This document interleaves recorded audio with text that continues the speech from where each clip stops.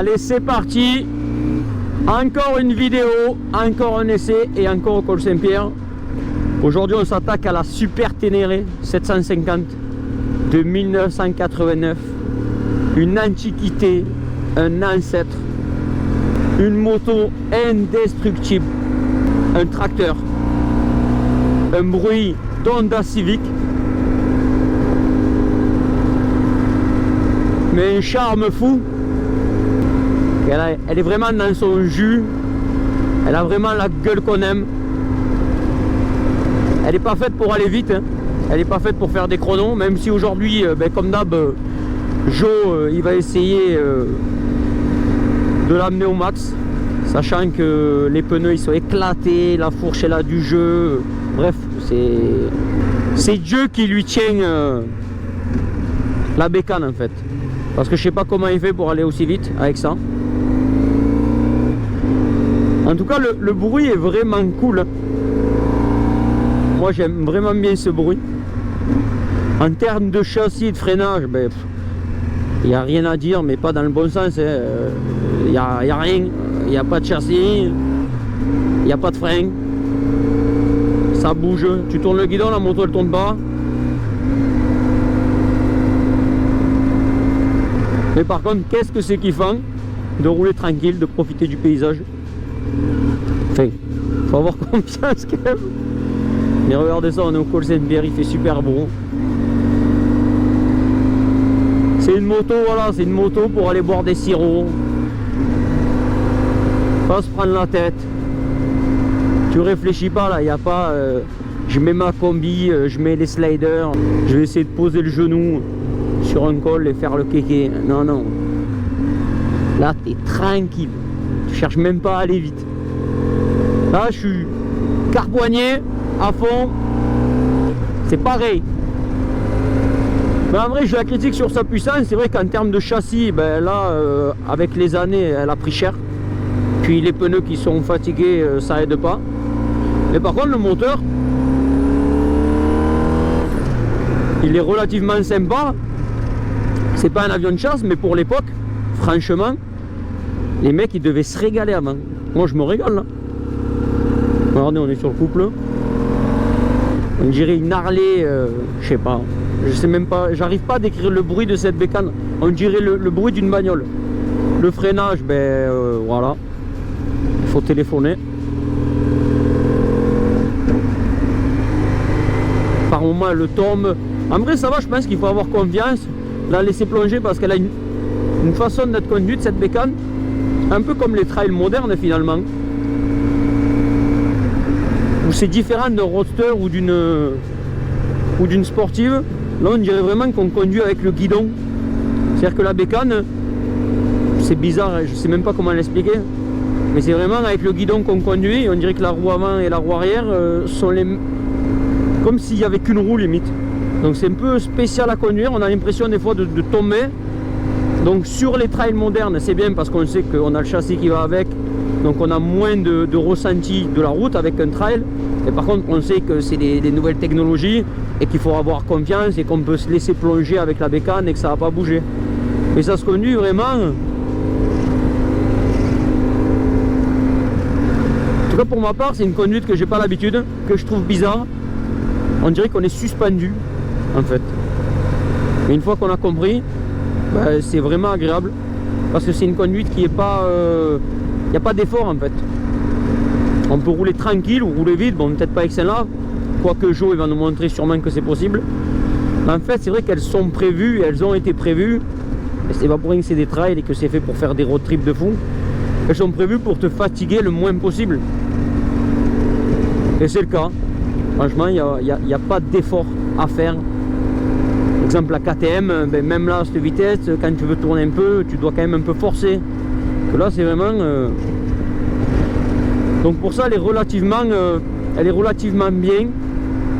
Elles sont relativement chères encore, mais elles sont chères parce qu'elles sont fiables.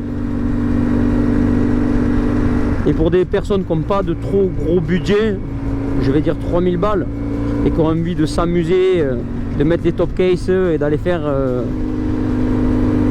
des grands voyages, des petits comme des grands, c'est vraiment une bécane à avoir.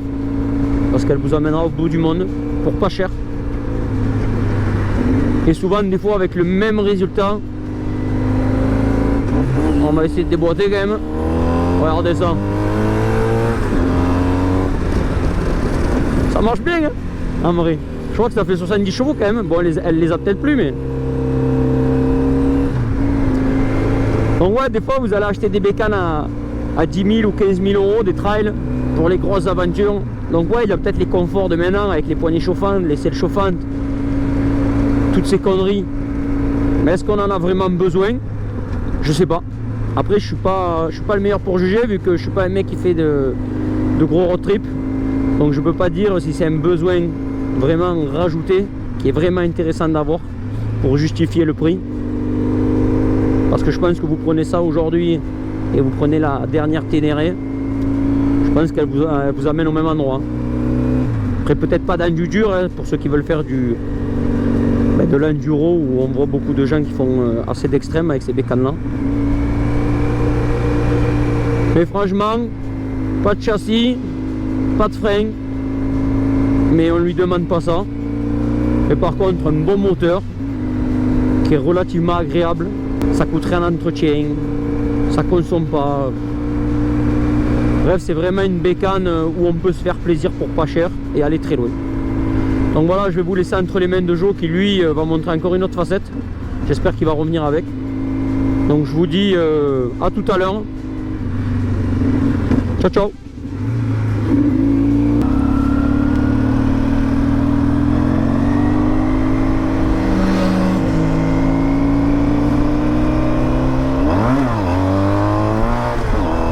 Et salut à tous.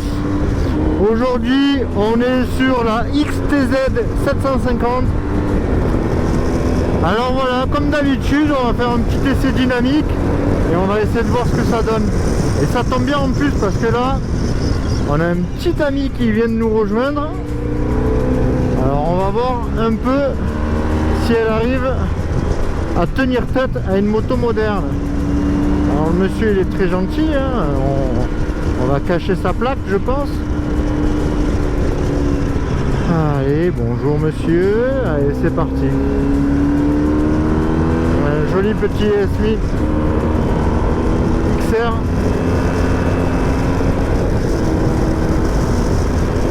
Donc, qu'est-ce que je peux dire sur cette Ténéré 750? Bon déjà, elle est de 89.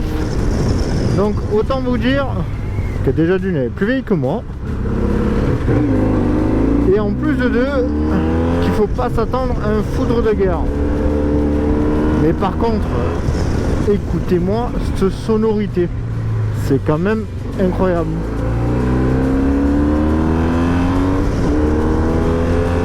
Avec cette ligne Haro édition de Dakar, vraiment on est sur quelque chose de très mélodieux. Moi j'adore.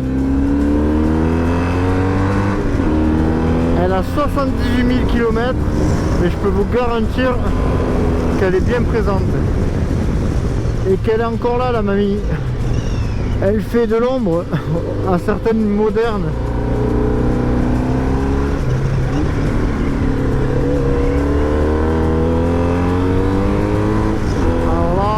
Avoir quelque chose, c'est comme un deux temps, il faut être dans les tours, sinon t'as rien.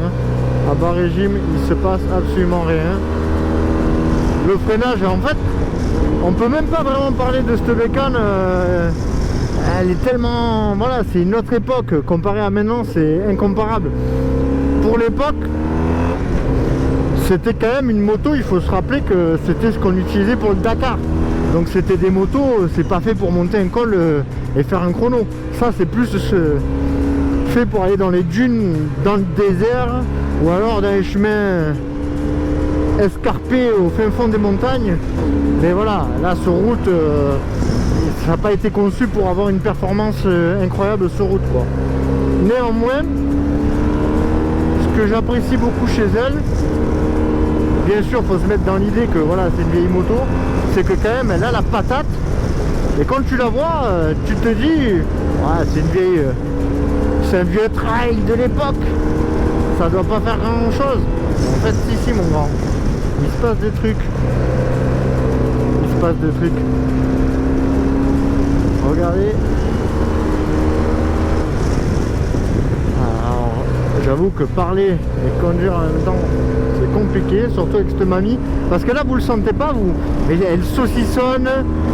J'ai l'arrière, il veut dire bonjour à l'avant. J'ai des freins, ils sont inexistants. J'ai l'impression de freiner avec un TGV de 250 mètres de long. Il faut que je freine à Paris pour être sûr d'arriver à Montpellier.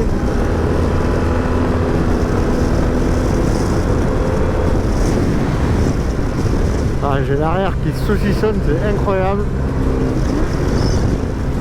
C'est rigolo.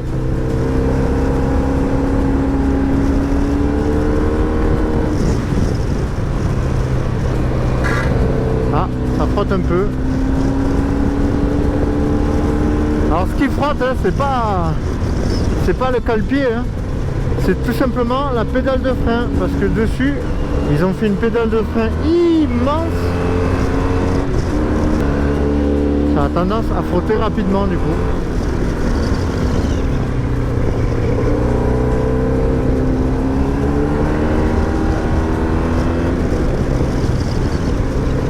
Alors moi j'ai pas grand chose à dire là pour le moment parce que forcément en roulant c'est pas évident. Et puis à vrai dire, que dire sur cette moto? Elle est de 89. À partir de là, on peut tout lui pardonner, hein. Je pense qu'elle a assez démontré par les compétitions où elle a pu être utilisée que c'est une moto efficace.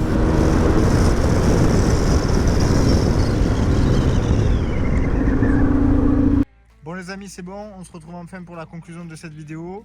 Alors que dire dessus, que dire Pas Ouais. grand chose. Hein. Pas grand chose en soi, c'est une moto de 1989, donc qu'est-ce que vous voulez qu'on lui dise? On lui pardonne ses défauts, parce qu'on accepte son charme. Voilà, c'est une moto des années 89, un bicylindre 7,5. Pour l'époque ça marche, moi je trouve que pour l'époque ça marche. Après c'est pas une moto qui est faite pour attaquer sur des cols comme on vient de faire.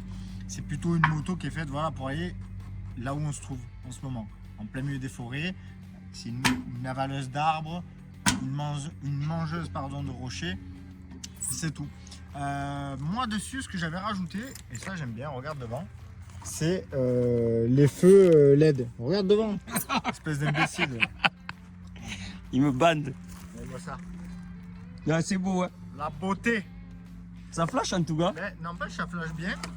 Alors c'est du Amazon, hein. C'est pas des gros trucs, mais ça la rend un peu plus moderne. Après, voilà, pour concrètement, c'est pas comparable avec tout ce qu'on a pu connaître à l'heure d'aujourd'hui. Les motos modernes, on peut pas comparer. Là, on s'attaque vraiment à un mythe, hein, Super Ténéré. C'est un peu comme R1 et tout. C'est des motos emblématiques de la marque Yamaha. Les plus grosses concurrentes à ça, c'est Africa Twin, Transalp, tout ce qui va un peu dans ce style-là. Je dirais peut-être pas Varadero, mais voilà. Tout ce qui est dans ce type de bécane. Ça, c'était des motos à l'époque, sincèrement, c'était un truc de malade. Tu avais ça, tu étais le roi du pétrole. C'était des motos, tu partais à l'aventure, tu n'avais pas de soucis. À l'heure d'aujourd'hui, tu peux aussi partir à l'aventure. Mais il faut avoir une moto relativement propre. Celle-là, j'ai de la chance, elle est très propre. Elle est bien entretenue. Très propre. Elle est bien entretenue. Respecte-toi quand même. Elle est bien entretenue. Respecte-toi. Elle tourne super bien. Voilà, là, c'était des motos, ça, au Dakar, c'était des machines de guerre. Vraiment, c'était des machines de guerre. Au Dakar, il faut voir les vieilles vidéos de l'époque.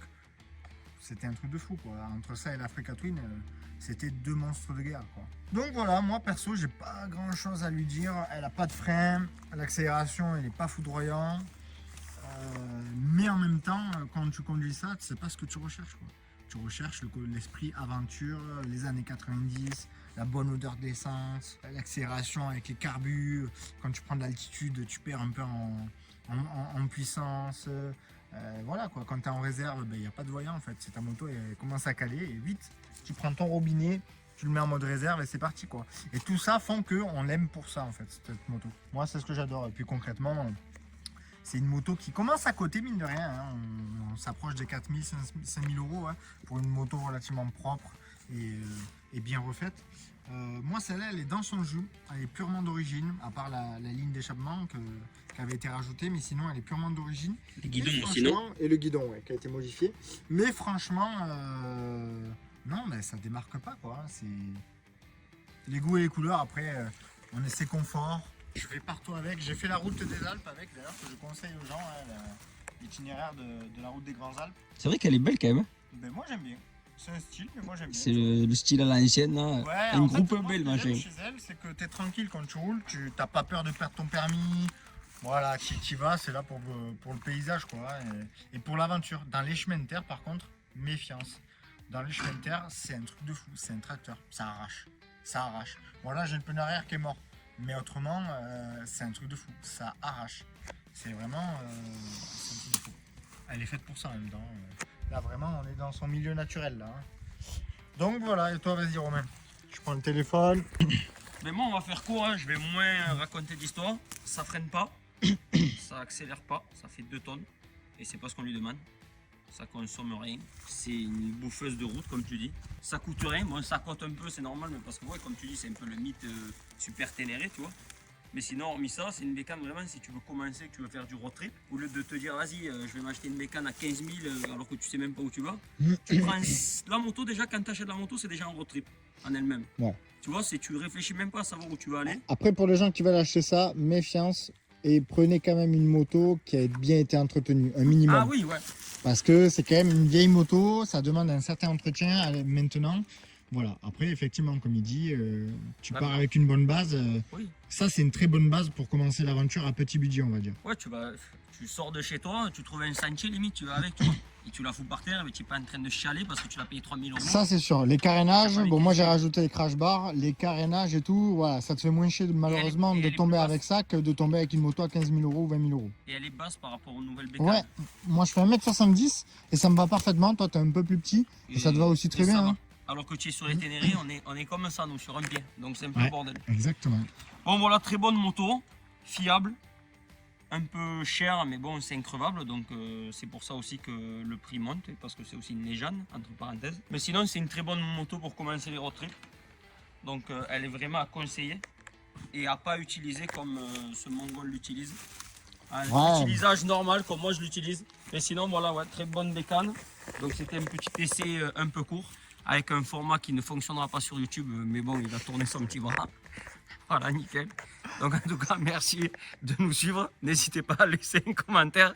Vous voyez, on est des professionnels. On se bat pour vous sortir des trucs de qualité. on est des influenceurs, nous. On est des influenceurs, d'accord. Donc Vous voilà. avez vu le budget qu'on a là? Oh, attendez, vous nous prenez pour qui? On n'a pas les peines. Je suis sûr qu'en 0,5, on voit tes doigts. Wow. Tourne le téléphone dans l'autre sens. Vas-y, comme Ouais, ça, voilà. c'est bon. Bon voilà, j'espère que la vidéo, elle vous aura plu. N'hésitez pas à vous abonner. Moi, j'ai le soleil dans la gueule. En fait, il n'y a rien qui va. Je préfère vous le dire. Sincèrement, il n'y a rien qui va. Il n'y a rien qui En va, tout il n'y a cas, rien qui va marcher.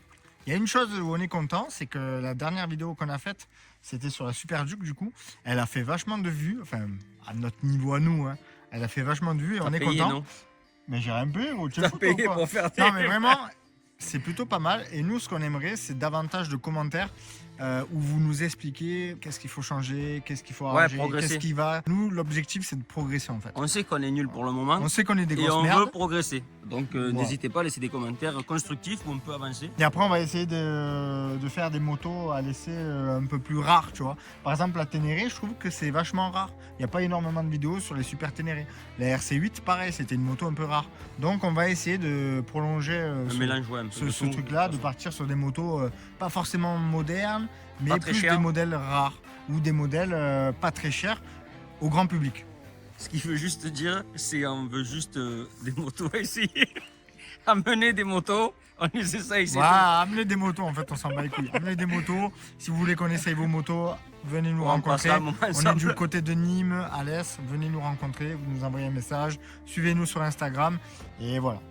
On est À la bon. bonne franquette. À la bonne Allez, franquette. on est bon. Bon, ben, à plus pour une prochaine vidéo. Allez. Vas-y, me banne. Pourquoi tu vois Me comme ça? saoule. Bon, allez, Me saoule. ciao. Allez, ciao. La bise.